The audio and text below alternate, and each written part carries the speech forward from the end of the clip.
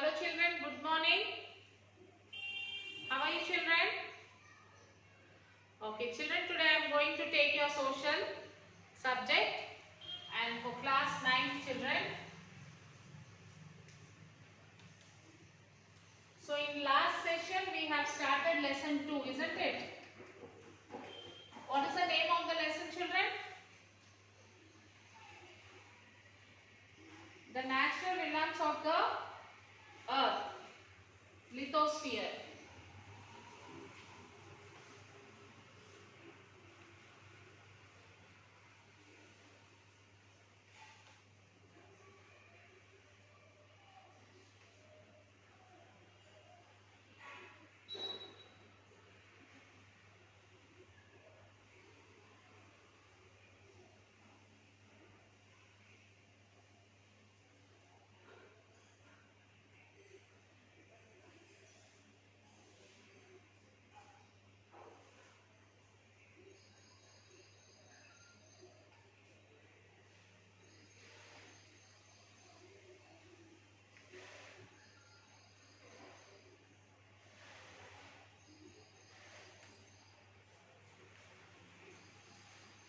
So in last class we have studied about the lithosphere, isn't it children?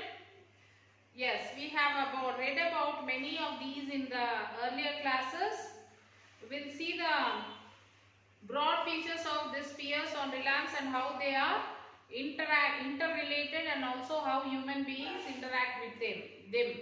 So we have 4 types of realms, that is lithosphere, hydrosphere, atmosphere and biosphere. So in the last class we have studied about lithosphere, isn't it?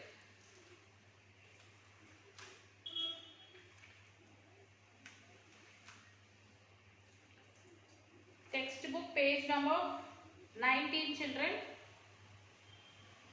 So how volcanoes are erupting, how they are coming out from the crust, how the plates are going inside along. When the plates are going inside, they take the other plates also along with them. All these things we have studied in the previous session. So now eternal process. We saw both rocks and mountains rise up due to the internal process. External forces like water and air are working vigorously to wear away the surface, and the interaction of these constructive and destructive forces. Okay, how air and water transform the surface of the earth. So we have to start the lesson from page number 20. That is how air and water transform the surface of the earth is weathering. Okay, weathering is a process by which the gradual disintegration of rocks by atmospheric forces or weather forces. The rocks, when exposed to heat, expand and contract when they cool down. So when there is a heat, the rocks which are exposed to the heat, what it will happen children? It will expand. The rocks will expand due to the heat and contract when they cool down. This happens every day during the day and night and year after year in summer and winter season. So this process will be going on day and night children. When there is a heat, the rocks will expand. After that it will be, when it is cooled, it will be cool down. So this will be happening throughout the day and night, throughout the summer season, throughout the year after the year. This process will be going on.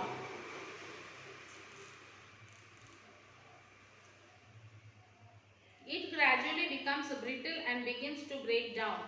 Water and moisture in the air also help in this process. The water and the moisture which is present in the atmosphere will also help in this process.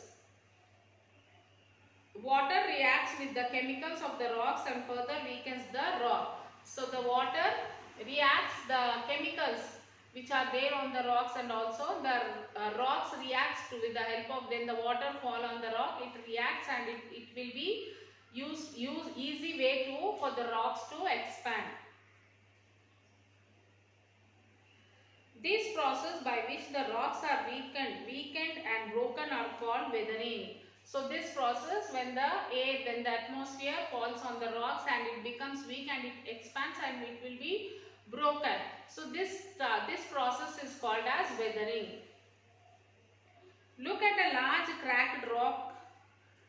Look at a large cracked rock and you will find that the color of the internal core of the rock is different from the outer layer.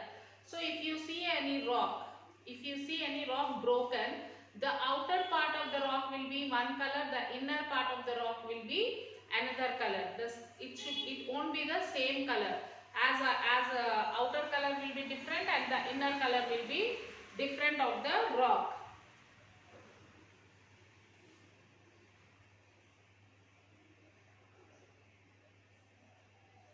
The color of the outer layer changes due to this process of weathering. So the outer layer of the rock will change due to the process of the weathering. You will find it easier to chip small pieces of rock from the outer layer rather than from the core of the rock. It will be very easy to chip the rock into pieces in the outer layer of the rock. Erosion. Flowing water and wind have great power and can slowly wear away or cut away the rocks and soil cover in higher places. Water acts in many ways as rain, river, flowing groundwater, sea waves, glaciers, etc. Wind too takes many forms like storms, gusts, steady winds, etc. The active wearing away of the earth's surface by these moving agents is called erosion. And the next one is transportation. The eroded material in the form of small rocks, gravel, mud, fine soil, etc. carried by winds and water is called transportation. So the small particle, the dust particles and the gravel and the small rocks, mud and the small fine soil, all this will be transported from the air. Okay, it will be carried by the winds. That is called as the transportation. Rivers and winds and even waves cut the soil and rocks from one place to take them to distant places. The rivers, winds, these all also take the soil from one place to another places.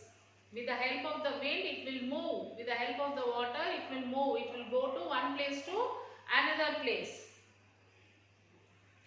Sometimes hundreds of kilometers. Sometimes this will move to hundreds of kilometers also with the help of the wind, with the help of the water.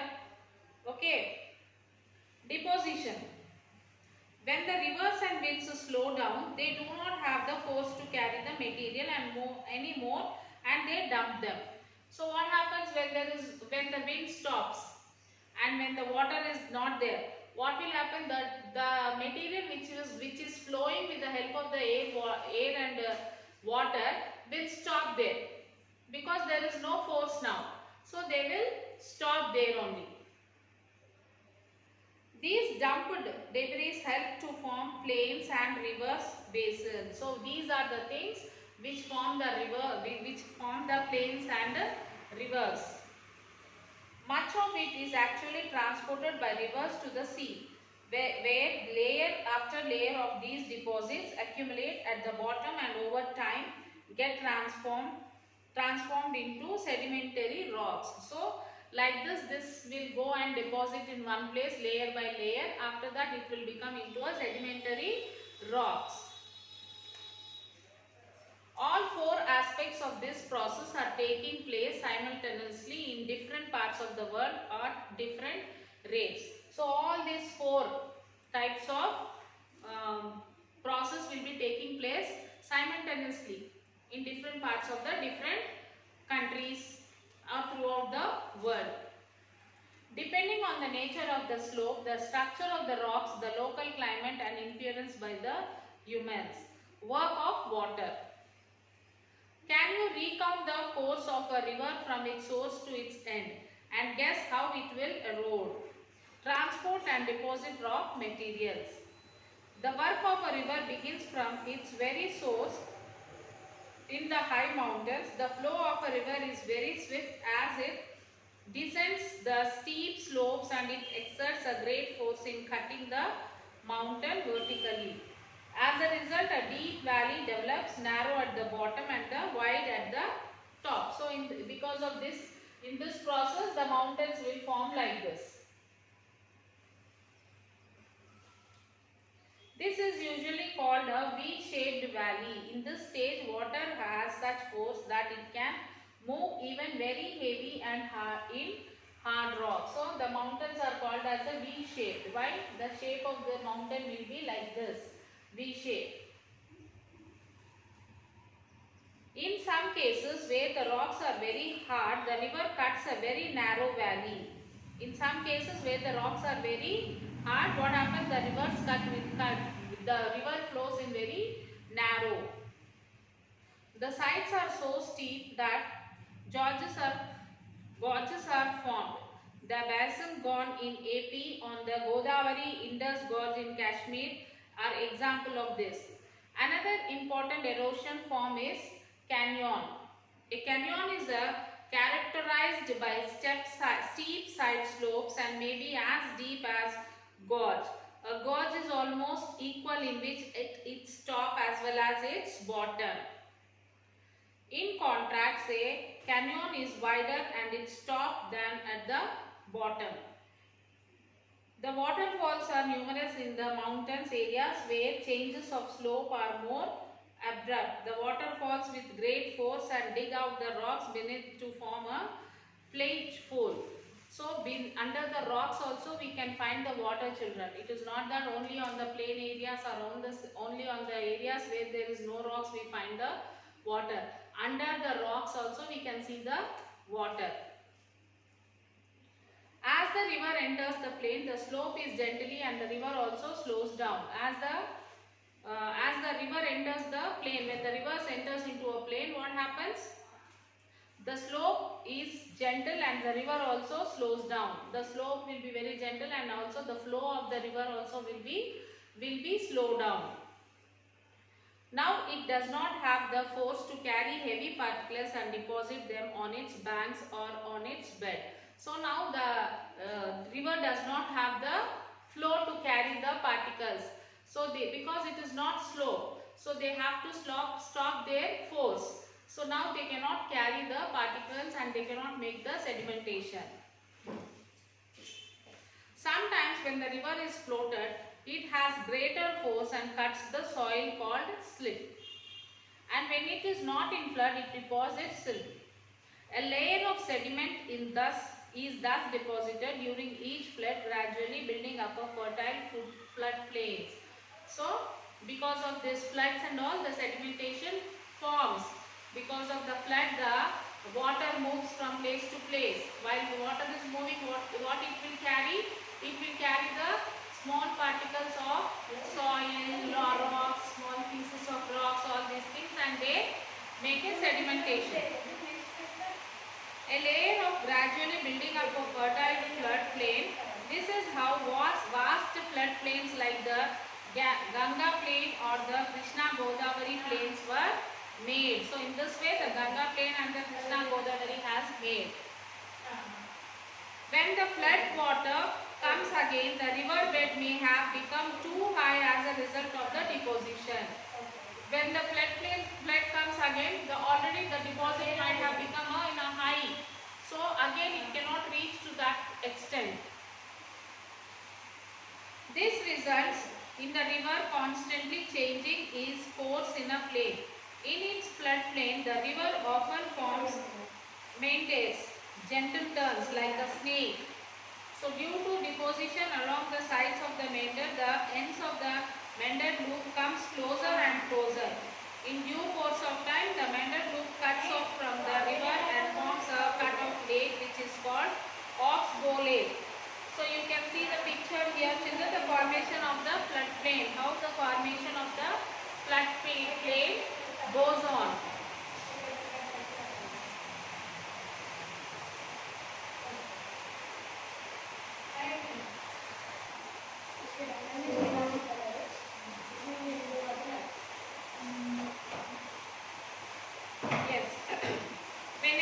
reaches the sea, the fine material which has not yet dropped in is deposited at its mouth, forming a delta. So what happens, children, when the river reaches to the sea?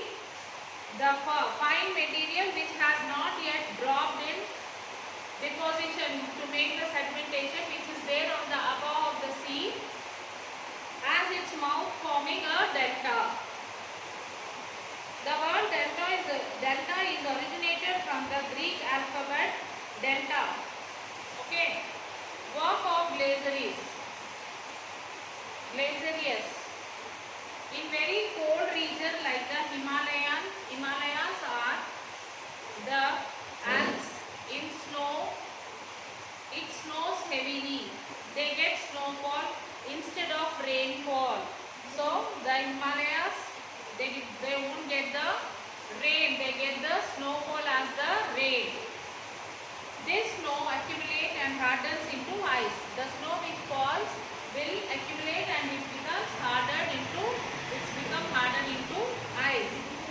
As it accumulates, it flows slowly down till it reaches warm area where the ice melts and becomes small river. So from here it becomes the ice and slowly it slows down, and when it reaches to the bottom, here it melts and it will flow into the river.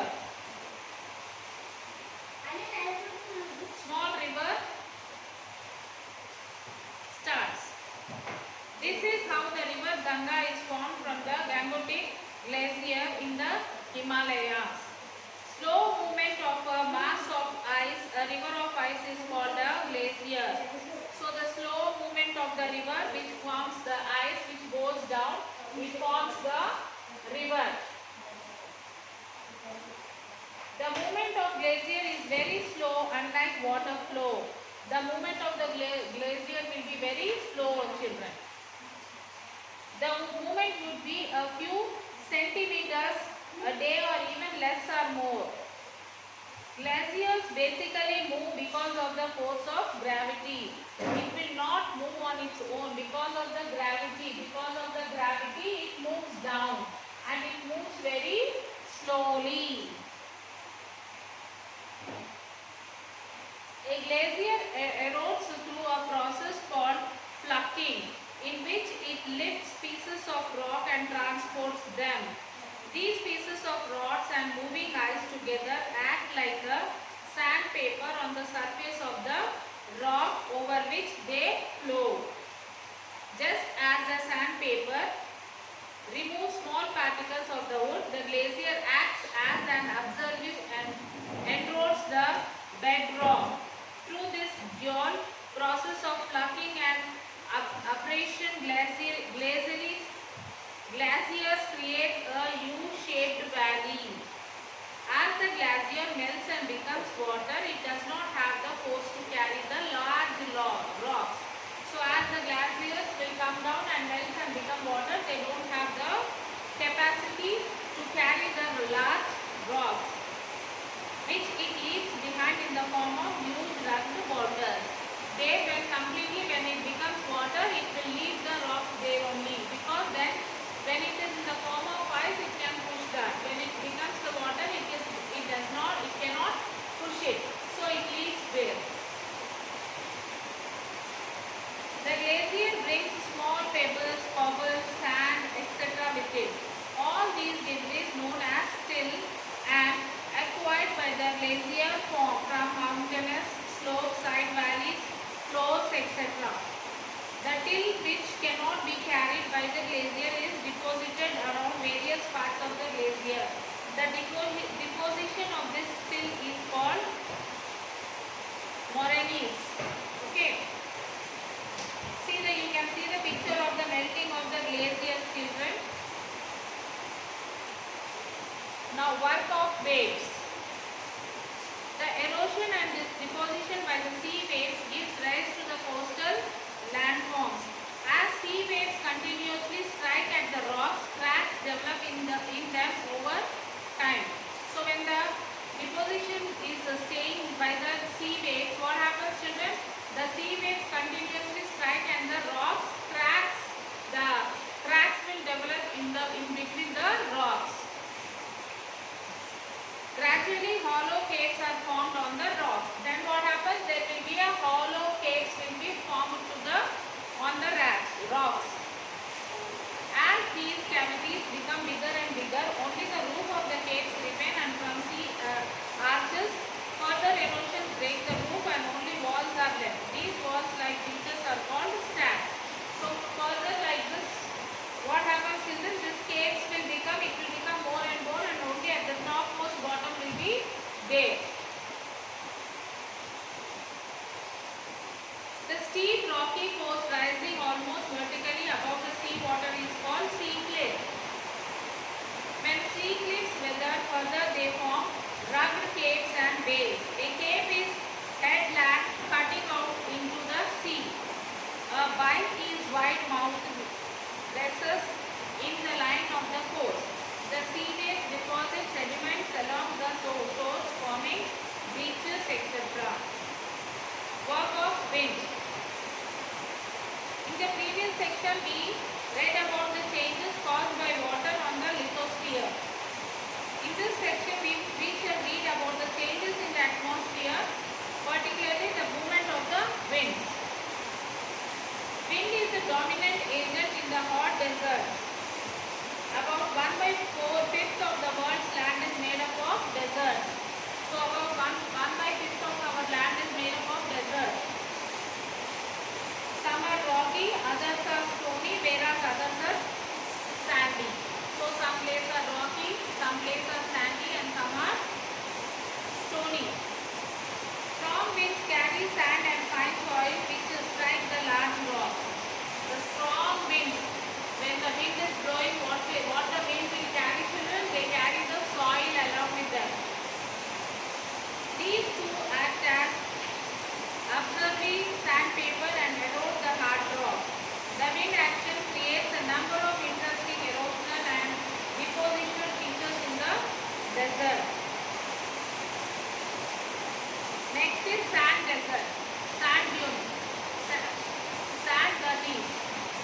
Due to weathering and persistent wind action, there is a large accumulation of fine sand in many deserts. These form sand dunes. These are unstable hills of sand which move with strong winds. This will move along with the heavy winds.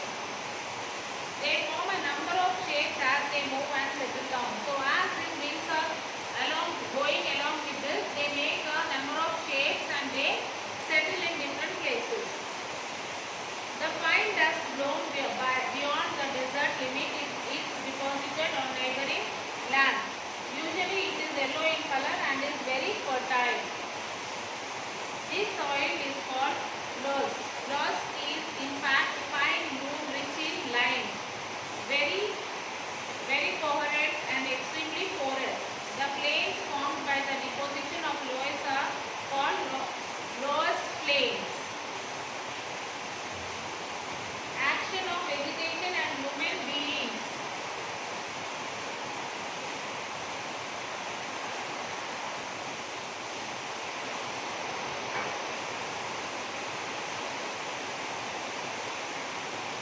Now, action of vegetation and human beings. In this section, we shall briefly examine the impact of biosphere on lithosphere. So, in what way do you think that vegetation, trees, plants and grass affect rocks? They contribute to the weathering of rocks by driving the roots into fine cracks or holes in the rocks. They also enable water and moisture to enter into the rocks, which further enables weathering. On the other hand, the plant or grass cover on the soil prevents easy denudation or transportation of the soil by the wind or water. Human beings, especially after the Industrial Revolution, have a major role in transforming the crust on which we live. So can you guess in the class how the following human actions impact the lithosphere? Mining, building cities with bricks and cement, agriculture and dams. So this is all the action of the vegetation of the human beings. Okay.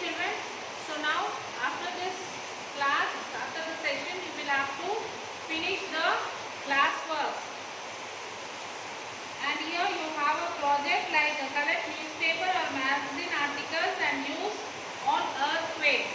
So you can take the previous old papers when these earthquakes occurred and the volcanoes. Prepare an illustrated file on this, how do they happen and how they affected human life.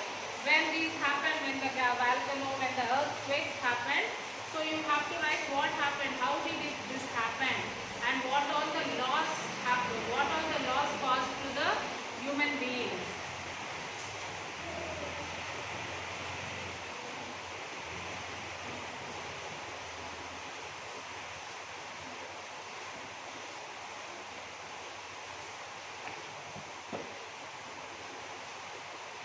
Now you have the keywords like a plane, tectonics, lost plains. These all I told you in the previous class to write the meanings for these words. Isn't it, children? So now you will write the question answers for this. So what is lithosphere, children? Yes, lithosphere is the solid crust on the hard two parts of the earth. It is made up of the rocks and minerals and covered with a thick layer of soil, that is called as lithosphere. So in this lesson we have learned about lithosphere. Okay. Hydrosphere, what is hydrosphere? The realm of water is called hydrosphere. It comprises various types of water bodies. Hydro means water, isn't it? So it comprises various types of water bodies like rivers, lakes, seas, oceans, etc. And what do you mean by biosphere? Yes, the realm of life including bacteria which live high on atmosphere. The bacteria which is present in the atmosphere or in deep oceans continent constitutes the biosphere. Life needs the presence of the three realms, land, water and air. These three are very important for human beings to survive on the land. What are the three order landforms, children? The shaping of the landforms by wind and water are called third order landforms. This is the third order landform. What is second order landform? The landforms like mountains, plains and plateaus are called second order landforms. How are volcanoes formed? Volcanoes are places on the earth's surface where molten material form the mantles erupts into the earth's surface. From the mantle, the molten material will come out to the earth's surface in the form of volcano. What is weathering? The process by which the rocks and are weakened and broken is called weathering. The process which when the sand, the sea, water, air, these all takes the materials with them. When there is a wind, when there is a heavy wind, they carry the sand, they carry the small particles of the pebbles, all these things.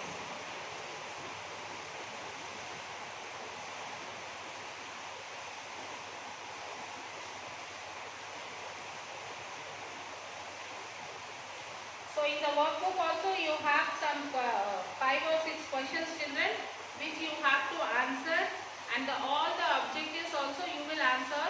Don't see the answers, just you whatever the lesson you have listened and read the lesson and answer the objectives.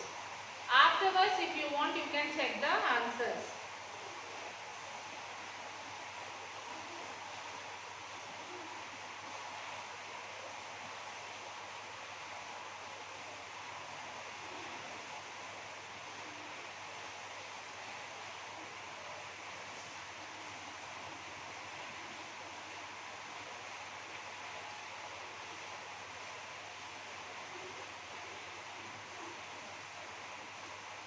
It is the solid crust on the hard top part of the earth. Which is the solid crust top part of the earth, children? that is lithosphere. In Greek, litho means, what do you mean by litho? Yes, it is stone. Lithosphere, stone. Sphere means a round ball. Oceans and continents come into this order to landforms. First, massive base of rocks are called plates.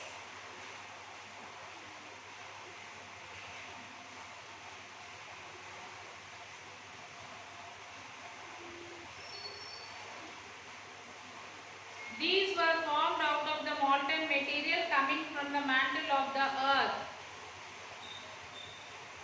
Rocks. Yes. So these all things you all have to answer it, children. So after answering, then you will check the key. Before that, you don't write all the answers by seeing the key. Okay, children, after this class, you will have to write the classwork and send it to me to the school number. So we will meet you in the next session. Till then, take care, children.